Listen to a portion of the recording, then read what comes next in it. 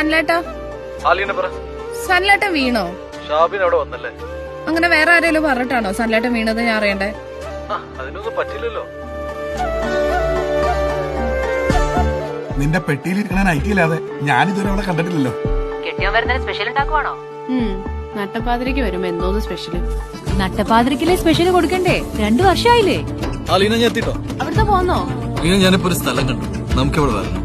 സൺലൈറ്റിന് അവിടെ വലിക്കാൻ നിർത്തിയതല്ലേ, പെട്ടെന്ന് നിങ്ങൾ വരാൻ നോക്ക്. ഒളിച്ചോട്ടാണോ ഏട്ടാ? നല്ല വീടൊക്കെ നോക്കി എടുത്തു കൊടുത്തേട്ടോ. ഇന്ന് നമ്മുടെ ഫസ്റ്റ് നൈറ്റ് അല്ലേ? കുടുംബത്തിന് ചീത്തപ്പേരുണ്ടാക്കി വെക്കരുത്. എടി ഞാന് സൺലൈറ്റിന് നാളെ രജിസ്റ്റർ ചെയ്യാൻ പോവാ.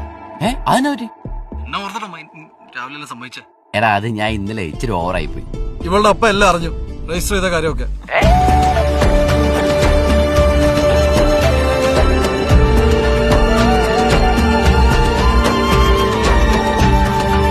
ദൈവം സഹായിച്ച് 2 പേർക്കും ഒരു കുഴപ്പമില്ല. പോയാ ഒറ്റയ്ക്കാക്കി പോകുന്ന ഭർത്താവിനെ ഒഴിവാക്കാൻ വേണ്ടിട്ടുള്ള വല്ല ഡിവോഴ്സ് നോട്ടീസ് ആണോ? ആ പുതിയ മനസ്സിരിക്കട്ടെ. ഈ മഴ ഇങ്ങനെ പെയ്യുന്ന കാണുമ്പോ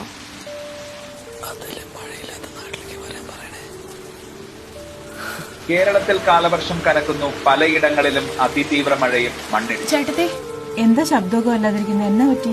ഒന്നുമില്ല, സൺലൈറ്റിന് ഇതുവരെ എത്തിയില്ല. ഫോൺ വിളിച്ചിട്ട് കിട്ടുന്നുമില്ല.